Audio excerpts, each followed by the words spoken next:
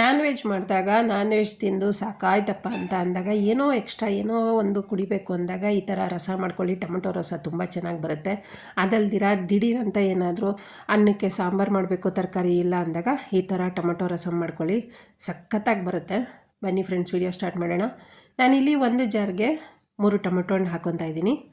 ಜೊತೆಗೆ ಸ್ವಲ್ಪ ಹುಣಸೆಹಣ್ಣು, ಅರ್ಧ ಸ್ಪೂನ್ ಜೀರಿಗೆ, ಅರ್ಧ ಸ್ಪೂನು ಮೆಣಸು ಪೌಡರು. ನೀವು ಮೆಣಸು ಪೌಡರ್ ಇಲ್ಲ ಅಂದರೆ ಮೆಣಸಿನ ಕಾಳು ಹಾಕೋಬೋದು. ರುಬ್ಬಿದಾಗಿದೆ ನೋಡಿ, ನುಣ್ಣಗೆ ರುಬ್ಕೊಬೇಕು. ಈಗ ಸ್ಟವ್ ಮೇಲೆ ಒಂದು ಪಾತ್ರೆ ಇಟ್ಕೊಂಡು 2 ಸ್ಪೂನ್ ಆಯಿಲ್ ಹಾಕ್ಕೊಂಡು ಅರ್ಧ ಸ್ಪೂನ್ ಸಾಸಿವೆ ಹಾಕ್ಕೊತಾ ಇದ್ದೀನಿ. ಜೊತೆಗೆ ಅರ್ಧ ಬೆಳ್ಳುಳ್ಳಿನ ಜಜ್ಜಿ ಹಾಕ್ಕೊತಾ ಇದ್ದೀನಿ.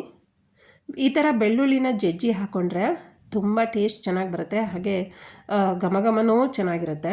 ಜೊತೆಗೆ ಒಣಮೆಣ್ಸಿನ್ಕಾಯಿ 3 ಒಣಮೆಣ್ಸಿನ್ಕಾಯಿ ಹಾಕ್ಕೊತಾ ಇದ್ದೀನಿ. ನಾನಿಲ್ಲಿ ಬ್ಯಾಡಗಿ ಮೆಣ್ಸಿನ್ಕಾಯಿಗಿಂತ ಖಾರದ ಮೆಣ್ಸಿನ್ಕಾಯಿನೇ ಹಾಕ್ಕೊತಾ ಇದ್ದೀನಿ, ಯಾಕಂದರೆ ಸಾಂಬಾರು ಸ್ವಲ್ಪ ಖಾರವಾಗಿ ಚೆನ್ನಾಗಿ ಬರುತ್ತೆ ಅಂತ. ಸ್ವಲ್ಪ ಕರಿಬೇವು ಹಾಕ್ಕೊಳ್ಳೋಣ,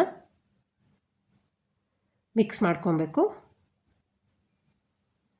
ಈ ಥರ ರಸಮ್ ನೀವೊಂದು ಸಲ ಟ್ರೈ ಮಾಡಿ. ಟೊಮೊಟೊ ರಸಮ್ಮು ಎಷ್ಟು ಚೆನ್ನಾಗಿರುತ್ತೆ ಅಂದರೆ ಬಿಸಿ ಅನ್ನದ ಜೊತೆಗೆ ಹಪ್ಪಳ ಹಾಕು ನೀವು ತಿಂತಾಯಿದ್ರೆ ಆಹಾ, ಅದ್ರ ಟೇಸ್ಟೇ ಬೇರೆ. ನೀವೊಂದು ಸಲ ಟ್ರೈ ಮಾಡಿ.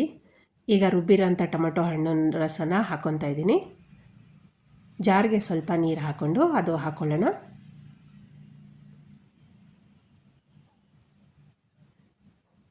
ಇದಕ್ಕೆ ಸ್ವಲ್ಪ ಎಕ್ಸ್ಟ್ರಾ ನೀರು ಹಾಕ್ಕೊಬೇಕಾಗುತ್ತೆ,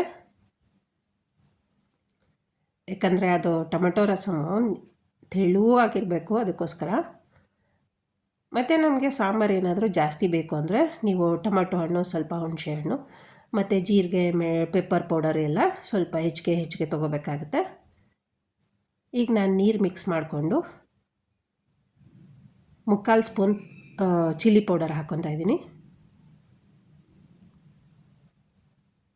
ರುಚಿಗೆ ತಕ್ಕಷ್ಟು ಉಪ್ಪು ಹಾಕ್ಕೊಳ್ಳೋಣ.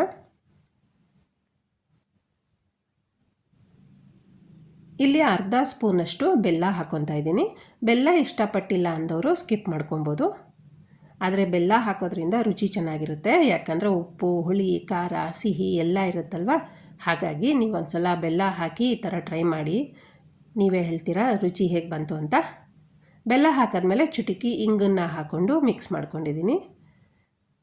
ಕುದಿ ಬರೋ ತನಕ ಬಿಡಬೇಕಾಗುತ್ತೆ. ಎಷ್ಟು ಬೇಗ ಅಂದರೆ ಅಷ್ಟೇ ಬೇಗ ಆಗಿಬಿಡುತ್ತೆ. ಮತ್ತು ನಿಮಗೆ ಬಾಯಿ ಏನಾದರೂ ಕೆಟ್ಟೋಗಿದ್ದೆ ಅಂತ ಅಂದಾಗ ಈ ಥರ ರಸಮ್ ಮಾಡ್ಕೊಂಡು ನೋಡಿ, ಆಹಾ, ನೀವು ಊಟ ಮಾಡಿಲ್ದೆ ಮಾಡೋದು ಅಲ್ದಿನ ಮತ್ತೆ ಊಟ ಆದಮೇಲೂ ಮತ್ತೆ ಕುಡಿಬೇಕು ಅನಿಸುತ್ತೆ, ಅಷ್ಟೇ ಚೆನ್ನಾಗಿರುತ್ತೆ. ಈಗ ಲಾಸ್ಟಲ್ಲಿ ಸ್ವಲ್ಪ ಕೊತ್ತಂಬರಿ ಸೊಪ್ಪು ಉದುರಿಸ್ಕೊತಾ ಇದ್ದೀನಿ. ಕೊತ್ತಂಬರಿ ಸೊಪ್ಪು ಉದುರಿಸ್ಕೊಂಡಾದಮೇಲೆ ಟೊಮೊಟೊ ರಸಮ್ ರೆಡಿ ಆಯಿತು ಫ್ರೆಂಡ್ಸ್. ಸರ್ವಿಂಗ್ ಬೌಲ್ಗೆ ಹಾಕ್ಕೊತಾ ಇದ್ದೀನಿ. ಎಷ್ಟು ಬೇಗ ಸಿಂಪಲ್ಲಾಗಿ ಹೋಗೋಗುತ್ತೆ ಅಂದರೆ ಅಷ್ಟು ಸಿಂಪಲ್ಲಾಗುತ್ತೆ. ನೋಡಿ, ನಾನು ತೋರಿಸ್ತಾ ಇದ್ದೀನಲ್ವ. ಬಿಸಿ ಅನ್ನೋದ ಜೊತೆಗೆ ನೀವೊಂದು ಸಲ ಈ ಥರ ವಿಧಾನದಲ್ಲಿ ಟ್ರೈ ಮಾಡಿ ಫ್ರೆಂಡ್ಸ್. ಈ ವಿಡಿಯೋ ನಿಮ್ಗೆ ಇಷ್ಟ ಆಗಿದರೆ ಪ್ಲೀಸ್ ಲೈಕ್ ಮಾಡಿ, ಶೇರ್ ಮಾಡಿ, ಸಬ್ಸ್ಕ್ರೈಬ್ ಮಾಡಿ. ಹಾಗೆ ಹೊಸದಾಗಿ ಯಾರಾದರೂ ನನ್ನ ಚಾನಲ್ಗೆ ಜಾಯ್ನ್ ಆಗಿದರೆ ಸಬ್ಸ್ಕ್ರೈಬ್ ಮಾಡಿಕೊಂಡು ಬೆಲ್ ಬಟನ್ ಕ್ಲಿಕ್ ಮಾಡಿ ಆಲ್ ಅಂತ ಸೆಲೆಕ್ಟ್ ಮಾಡ್ಕೊಂಡು ನೋಡಿ, ಯಾಕಂದರೆ ನಾನು ಪ್ರತಿದಿನ ಹಾಕೋವಂಥ ನೋಟಿಫಿಕೇಷನ್ಗಳು ಬರ್ತಾ ಇರುತ್ತೆ. ಹಾಗೆ ವಿಡಿಯೋ ಇಷ್ಟ ಆದಲ್ಲಿ ಅಥವಾ ರೆಸಿಪಿ ನಿಮ್ಗೆ ಇಷ್ಟ ಆದಲ್ಲಿ ದಯವಿಟ್ಟು ಕಮೆಂಟ್ಸ್ಗಳನ್ನ ಹಾಕಿ, ಯಾಕಂದರೆ ನೀವು ಹಾಕೋ ಕಮೆಂಟ್ಸ್ಗಳು ನಮಗೆ ಮುಂದಕ್ಕೆ ಮೋಟಿವೇಶನ್ ಸಿಕ್ತಂಗೆ ಆಗುತ್ತೆ. ಅದಕ್ಕೆ ಮತ್ತೆ ಮುಂದಿನ ವಿಡಿಯೋದಲ್ಲಿ ಸಿಗೋಣ ಫ್ರೆಂಡ್ಸ್. Thank you.